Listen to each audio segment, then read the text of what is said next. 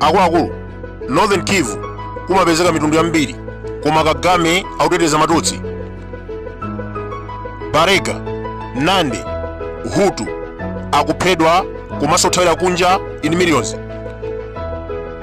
Po Kagame akuteteza Matutsi ndi kumapha mitundu ina ku DRC. Poyamba nkatuza kuti M23 nda Banyamulenge anamukanira. Banyamulenge ndi mtundu wang'ono koma ovuta. 1963 anamenyana nda Tsamunda. 1996 analimbana ndi Mobutu. 98 Kabila. Ndi kuna pano Abanyamulenge ambiri analowa mboma. Zantopola anasiya. Mbuyomu Vice President, Speaker, Army Commander, Inspector General ngakhale nduna anali Abanyamulenge. Mwachidule M23 sa Banyamulenge koma ndi gulu la Rwanda. Mark you, at one point in time, Rwanda had the chief of the army of Congo was Rwandese for years. So what did he do? Now today he says FDLR. Why didn't you solve the problem that time? So all these things, FDLR does exist, and I can tell you, for Rwanda to have concern is legitimate. And for having think about the Tutsis is legitimate. But what about other tribes? You don't go to save one ethnicity and then you eliminate 10 ethnicities and finish them.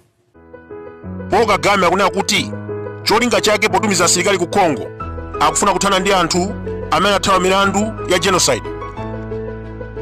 Zimene ziso ndi zabodza.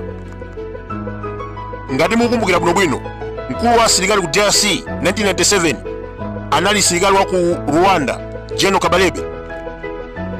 Joseph Kabila amalola asilikali Kagame kuwa mu Congo ndi kumapha.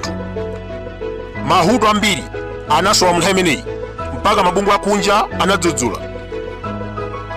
Ndiye pano akufuna kupitiriza kupha anthu amenewa. Zimenezi sizachilendo kumayi kuno tazionapo Zimbabwe ngakhale Mozambiki. Marefugee amagwidwa komanso kuphedwa ndi Kagame. Kanyoni anamutenga ku Malawi 2023. Rwanda to talk to its adversaries, because Rwanda has got a lot of adversaries. Even in this region alone, in South Africa, in Malawi, in Zimbabwe, in Mozambique, the majority of the refugees are Rwandese. But when you talk to Rwanda, they just indicate as if there is no problem in Rwanda. Why are these people still in exile? It's simply because they don't feel safe. Kodali moyo, kapena naphedwa. 2021, President wa DRC, Tshisekedi, anapanga diru ndi Museveni. Mwazina, Uganda imeenda kutumiza asilikali ku Congo. Munthawi yomweyi anapanganso diru ndi Burundi kuti itumize asilikali ku Southern Kivu. Kagame ataona analokwiya ndipo anatumiza M23 kuti asokoneze. Ndikuna pano zigawenga zimenezi zikulowera kudera lotchedwa Bukavu. That will be another confrontation ndi Burundi.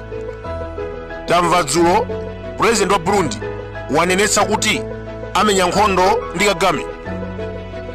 Let me tell you, Adrian, if you have got elections in Rwanda and the president allocates himself 99.9%, how do you expect... Allocates himself? He says it's a democratic process. Well, I'm telling you, now 99.9%. And you have been in power for the last 30 years. Even Mandela, if he was here, if he was still alive, I don't think he would be electing 99.9%.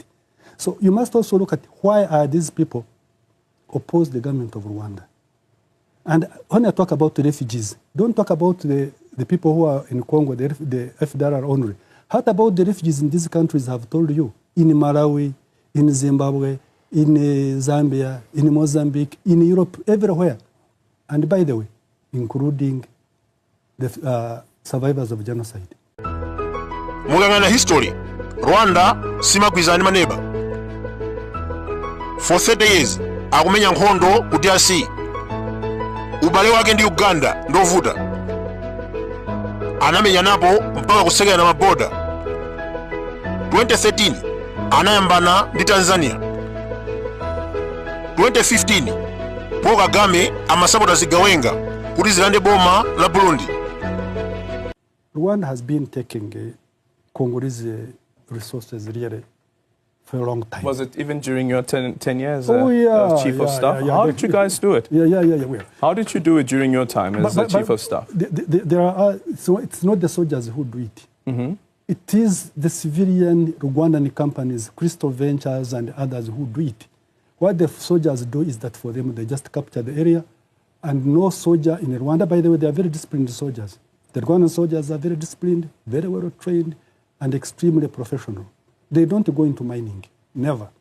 It is the civilian companies who are under the ruling party, the RPF, who do the mining, who do the selling, and the soldiers are not involved at all.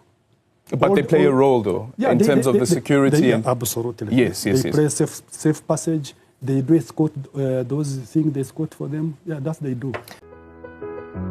Mwachidule, nkhani yaikulu imene akufuna ku DRC ndi miyala. Chimene chimachitika, M23 ikanda malo, kampani ya Kagame yotchedwa Crystal Venture ikumapita m'mapiri ndi kumachotsa miyala. 2024 mwachitsanzo anayanda tauni yotchedwa Rubaya. Nthawi yomweyo anakumba msewu umene Kagame amagwiritsa ntchito potulutsa miyala. Rwanda to talk to its adversaries, because Rwanda has got a lot of adversaries. Even in this region alone, in South Africa, in Malawi, in Zimbabwe, in Mozambique, the majority of the refugees are Rwandese. But when you talk to Rwanda, they just indicate as if there is no problem in Rwanda. Why are these people still in exile? It's simply because they don't feel safe.